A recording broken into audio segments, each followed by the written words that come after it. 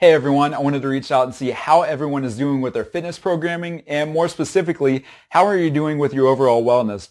Are you keeping up with your meal plan and nutrition? How are your workouts? Are you getting everything in? Many of the people that I've come into contact with throughout my career, and this pertains mostly to the adult population, they do a great job of the highlight aspects of their fitness and wellness, but feel kind of stuck when it comes to fat loss.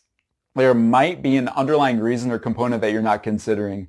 We usually talk a lot about calories and different types of training, but the idea that cortisol could be impacting your fitness and wellness isn't always discussed.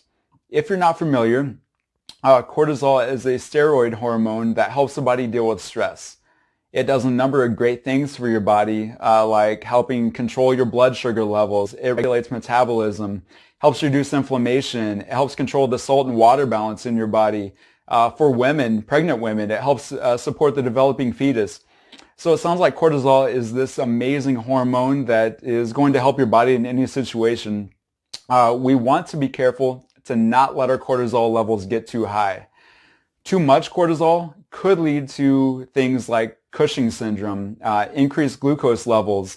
It could have a catabolic effect, and it could even lead to anxiety and depression. So we really want to be careful with that. We also want to be careful that we don't let our cortisol levels get too low.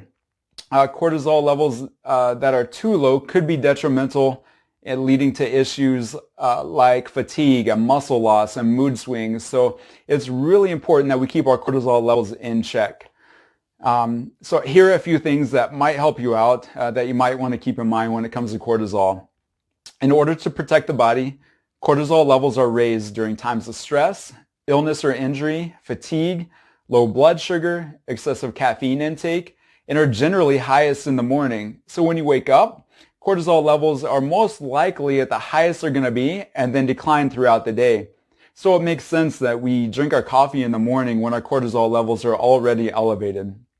So when the body is stressed, cortisol is released to help the body repair and recover and kind of come back to neutral. Once those cortisol levels are high or increased, that's when gluconeogenesis occurs. That's just a fancy scientific way to say that your body forms glucose from a non-carbohydrate source. Amino acids and proteins are broken down, converted to energy, and stored in the muscles as glycogen. And that is the key to why you might feel like you're hanging on to extra fat. Excess glycogen stored means potential weight or fat gain when cortisol levels remain too high. Too much cortisol will lead to that catabolic effect because of the protein breakdown.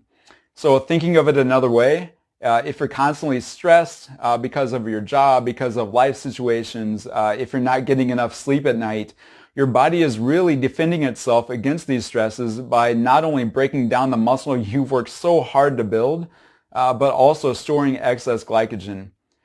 If this is happening to you, don't be alarmed. I would say don't get discouraged. Just take it as advice from your body that you need to work on total mind and body wellness. So that was a brief, intro on this mystery ingredient called cortisol that might help explain why you might not be hitting your fitness goals. We're only scratching the surface, and there's so much more research out there on the effect cortisol can have on your body. The good news is I will be back with another video going into even more detail on how caffeine could be impacting your cortisol levels, and more specifically how limiting or at least timing your caffeine intake could take your fitness and wellness goals to the next level. Until then, stay well.